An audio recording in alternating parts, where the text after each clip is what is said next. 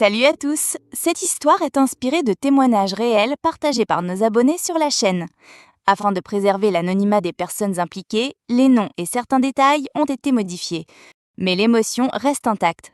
Si vous aimez ces histoires, aimez-les, abonnez-vous à la chaîne et commentez pour indiquer d'où vous me regardez. Suivez-moi, car cette histoire est exactement comme vous l'aimez. Je m'appelle Valéria, j'ai 25 ans et je suis mariée à Marcio depuis 4 ans. C'est un homme bien, au cœur serein, mais il ne m'a plus autant touchée qu'avant. Notre couple était trop calme et c'était peut-être là le problème. Il travaille comme veilleur de nuit dans un immeuble commercial et la routine nous a peu à peu éloignés. Il partait à mon arrivée, je dormais à son retour. Et ce contact, autrefois constant, est devenu une habitude oubliée. Tout a commencé par un détail. Un de ces détails qui paraissent anodins, mais qui changent tout. Une odeur étrange dans le placard, de la saleté, et cette forte odeur de cafard. Marcio a essayé de résoudre le problème avec des recettes maison, trouvées sur Internet, mais le fléau s'est propagé. Après beaucoup d'insistance de ma part, nous avons fait appel à une entreprise. Le budget était élevé et nous devions quitter la maison pendant au moins une semaine. Avec nos finances serrées, toute location était hors de question. C'est alors que Marcio suggéra « Allons chez l'oncle Valdemar, il vit seul, il a beaucoup d'espace ».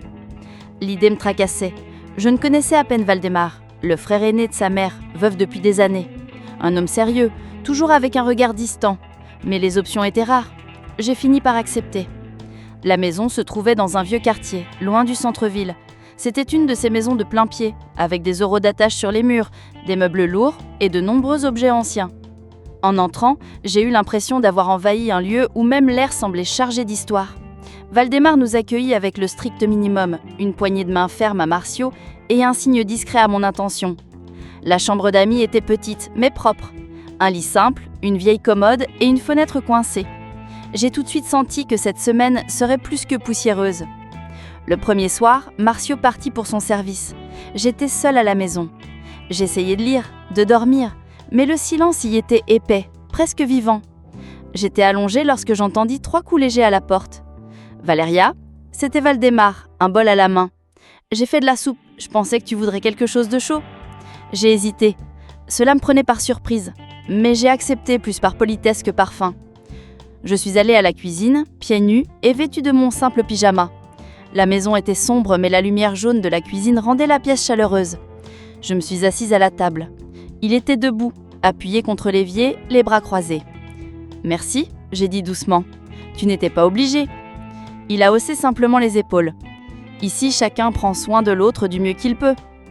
J'ai mangé en silence, en essayant de ne pas remarquer son regard. Ce n'était pas intrusif, mais ce n'était pas innocent non plus. C'était comme s'il essayait de déchiffrer quelque chose en moi, et étrangement, cela ne me dérangeait pas. Nous n'avons pas beaucoup parlé, de choses futiles, mais il y avait quelque chose dans ses yeux, une sorte de présence qui m'a fait oublier le goût de la soupe. Quand j'ai fini, je l'ai remercié, et je suis allée dans ma chambre. Mais en fermant la porte, j'ai eu l'impression d'avoir laissé quelque chose derrière moi, ou peut-être d'avoir emporté quelque chose avec moi, sans m'en rendre compte. Je me suis allongée, mais je n'arrivais pas à dormir. La chaleur de la nuit était suffocante, et le silence, maintenant, semblait chargé d'écho. L'image de lui, appuyé contre l'évier, les yeux rivés sur mes yeux, revenait sans cesse. Un sentiment étrange s'installa, un malaise, qui, pour une raison inconnue, n'était pas désagréable. C'était troublant. Presque provocateur. Et c'était là, seule, dans ce lit étroit, que je l'ai senti. Quelque chose avait été planté dans cette maison cette nuit-là. Quelque chose de subtil, mais de racines profondes. Et je savais, au fond de moi, je savais que cette semaine ne serait pas juste une pause loin de l'appartement.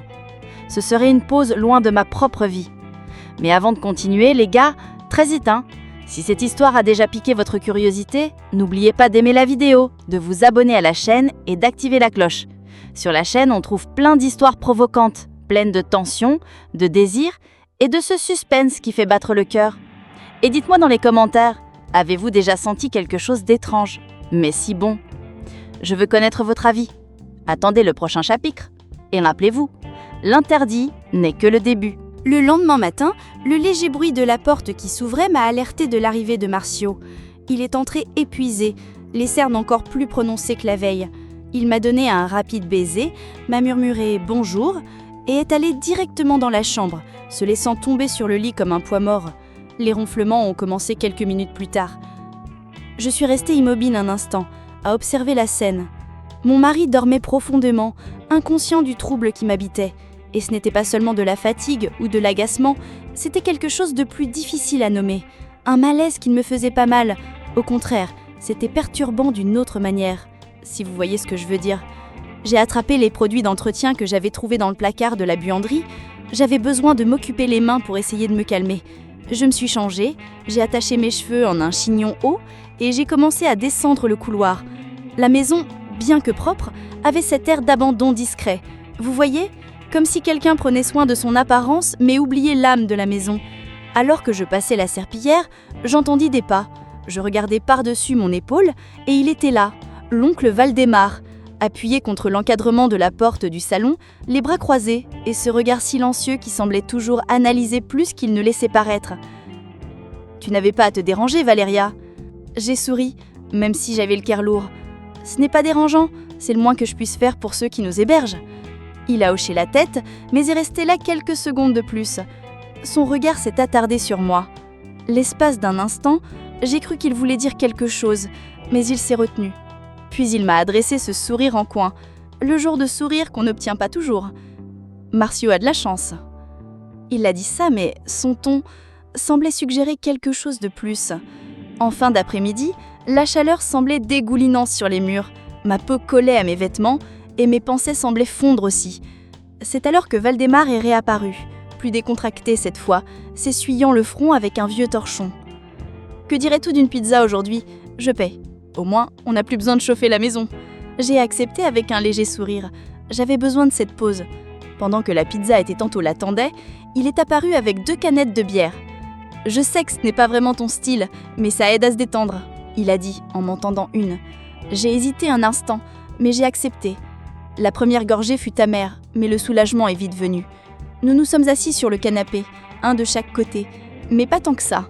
Nous avons parlé de choses futiles, de choses anodines, sans grande importance, mais c'était dans ces silences que résidait le danger. Parfois, il me regardait encore une seconde. Je remarquais, je faisais prétention de ne pas remarquer, mais le corps, lui, est traître. Il réagit avant l'esprit. Dans un de ces silences, j'ai vu ses yeux se baisser lentement. Mon corps a frissonné. Quand je l'ai regardé à nouveau, il y avait quelque chose dans l'air. Ce n'était ni de la sueur ni de la chaleur. C'était de l'électricité invisible, mais palpable et puissante. Après la pizza, chacun de nous est allé dans son coin. J'ai essayé de dormir, mais c'était impossible. Son regard était toujours fixé sur moi. De nouveau cette sensation, comme si quelque chose s'était allumé, une mèche courte attendant une étincelle. Je me suis levée et je suis allée dans la cuisine boire de l'eau. La maison était plongée dans un silence pesant. C'est alors que j'entendis des pas dans le couloir. La lumière s'alluma. C'était lui. Nous étions tous les deux là, face à face. J'avais un verre d'eau dans la main, vêtu seulement d'une chemise de nuit légère. Il me regardait fixement, ne sachant où les poser. « Je suis désolée, je ne voulais pas vous effrayer. » Il a dit d'une voix basse, presque rauque. « Ça va ?» J'ai répondu presque dans un murmure. L'atmosphère, comment l'expliquer ? C'était comme si quelque chose demandait à se produire, mais le temps nous tenait la main. Un instant suspendu. Nous nous sommes regardés quelques secondes, et pendant ces secondes, j'ai eu l'impression qu'il voyait au-delà de moi, comme s'il me déshabillait du regard sans départir de la politesse de son visage. Je suis restée là, immobile. En le croisant dans le couloir, j'ai senti son odeur, un parfum discret, masculin, à l'ancienne. Mais il m'a prise par surprise. Nos bras se sont presque touchés. Presque. Mais ce presque m'est resté en mémoire. Je suis retournée dans la chambre, le cœur battant la chamade. J'ai refermé lentement la porte et je me suis appuyée contre elle. Mes pensées étaient en désordre comme des feuilles au vent. Son visage ne quittait pas mon esprit. Quelque chose en moi était en train de changer, et je le savais. Je savais que ce n'était pas encore la fin, c'était le début. Alors les gars, c'était comment ce moment dans la cuisine, hein ? Vous avez aussi retenu votre souffle ? Ou c'était juste moi ? Si vous aimez cette histoire, laissez un j'aime et commentez ci-dessous ce que Valéria devrait faire selon vous. Devrait-elle résister ? Ou est-elle allée trop loin ? Oh, et si vous n'êtes pas encore abonné à la chaîne, mon amour, qu'attendez-vous ? Parce que le prochain chapitre va être terrifiant, si vous voyez ce que je veux dire. À bientôt. Les jours suivants furent comme une marche sur une corde raide. Le temps semblait s'éterniser dans cette maison qui recelait plus de secrets que de mots. Marcio et moi ne nous regardions plus de la même manière. Un rideau invisible nous séparait, fait d'absence, de silence et de mensonges. Valdemar, quant à lui, gardait la même retenue. Mais quelque chose dans ce regard avait changé depuis cette nuit dans la cuisine. On aurait dit qu'il le rôdait. Non pas par malice, mais à cause de quelque chose que même lui ne pouvait expliquer. Un désir caché, refoulé, ou tout simplement oublié depuis trop longtemps. Vendredi matin, tout changea. Marcio rentra de travail, l'air renfrogné, les yeux rouges et le pas lourd. Il alla droit dans la chambre. J'étais là, assise au bord du lit, à chercher un joli buffet pour le salon, juste pour me distraire. Mon portable était à plat, alors sans trop réfléchir, je pris le sien. Juste 1 minute, me dis-je. Mais le destin aime l'ironie. Une notification apparut à l'écran. Et avec elle, le monde s'écroula. Nos moments me manquent. Le message était clair, intime, mais l'expéditeur était un homme. J'ai senti ma poitrine se serrer, comme si l'air m'avait été arraché. Marcio, celui qui dormait paisiblement à mes côtés depuis des années, n'était pas celui que j'imaginais. Peut-être n'avait-il jamais été. Je refusais de le voir. J'ai fermé l'application, éteint mon téléphone et l'ai remis là où je l'avais imaginé. Je n'ai rien dit. Pas sur le moment. Mais intérieurement, tout brûlait, de colère, de tristesse et, paradoxalement, de soulagement. Ce soir-là, il est reparti pour son service. Et moi, je suis restée, avec moi-même, avec la femme qui s'était si souvent tue, qui se cachait derrière la routine, le mariage, les conventions. Mais quelque chose avait changé. J'ai pris une longue douche, comme pour laver non seulement mon corps, mais aussi le passé. J'ai utilisé beaucoup de crème hydratante. J'ai choisi une robe moulante, pas trop, mais suffisamment pour rappeler au monde et à moi-même que j'existais encore, que j'étais toujours une femme. Quand je suis entrée dans la pièce, Valdemar regardait la télévision. Mais quand il m'a vue, l'image sur l'écran a perdu tout son sens. Son regard m'a scruté rapidement mais intensément. C'était comme s'il voyait quelque chose qu'il ne s'attendait pas à trouver.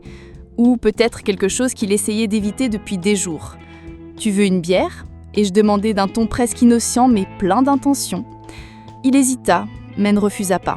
Je m'assis à côté de lui, comme si je ne voulais rien, mais la proximité en disait long. Quand je lui tendis la canette, je me penchai légèrement. Il le vit, et ce n'était pas seulement mon corps, c'était ma décision, mon abandon, mon choix. Son visage rougit. Il essaya de détourner le regard, mais c'était trop tard. Mon contact sur sa jambe était léger, presque imperceptible. Mais à cet instant, même l'air n'avait pas besoin d'être touché pour s'enflammer. Le baiser se fit lentement, comme quelqu'un qui demande la permission du regard et reçoit la réponse dans un soupir. Il était calme, mais plein d'urgence. Un baiser qui disait « J'ai vu ton regard. J'ai aussi attendu. J'ai aussi gardé le silence. » Il n'y avait pas de culpabilité, que la vérité, que le désir, seulement 2 mondes qui se rencontraient enfin après s'être évités si longtemps. Nous nous sommes donnés l'un à l'autre cette nuit-là comme si le temps était complice. Il n'y avait pas de précipitation, pas de mots, juste des regards et des caresses qui en disaient long plus que n'importe quel discours. Nous avons dormi enlacés, dans un silence qui, pour la première fois, ne faisait pas mal. Le lendemain matin, je me suis réveillée avec la lumière du soleil qui entrait par la fenêtre. Je me suis levée lentement. J'ai enfilé mes vêtements et je suis allée à la cuisine. Valdemar était déjà là en train de préparer du café. Quand il m'a vue, il a simplement souri. Un sourire sans promesse, mais empreint de paix. Nous savions que ce n'était pas le début d'un conte de Farik, mais c'était en fait la fin d'un mensonge. Quand Marcio est revenu dimanche et qu'a trouvé mes valises prêtes, il n'y a eu aucun scandale, pas de cri. Juste le regard de quelqu'un qui comprenait enfin que la situation avait changé. Il a essayé de se justifier, mais je n'avais plus besoin d'explications. J'ai quitté cette maison le cœur léger. Non pas parce que j'avais commencé quelque chose avec Valdemar, mais parce que j'avais enfin commencé quelque chose avec moi-même. Parce que parfois, ce qui est interdit, ce n'est pas l'autre, c'est le courage de choisir. Si vous êtes arrivé jusqu'ici, commentez ci-dessous. D'où vous regardez cette histoire? J'aimerais vraiment savoir qui sont les cœurs curieux qui me suivent dans ce voyage. Et dites-moi, auriez-vous fait la même chose que Valeria? Ou auriez-vous suivi un chemin différent? Je veux connaître votre avis ici dans les commentaires, d'accord? Ah, et bien sûr, n'oubliez pas d'aimer, de vous abonner à la chaîne et d'activer la cloche, car beaucoup d'histoires intenses arrivent. À bientôt pour la prochaine vidéo, et n'oubliez pas, l'interdit n'est que le début.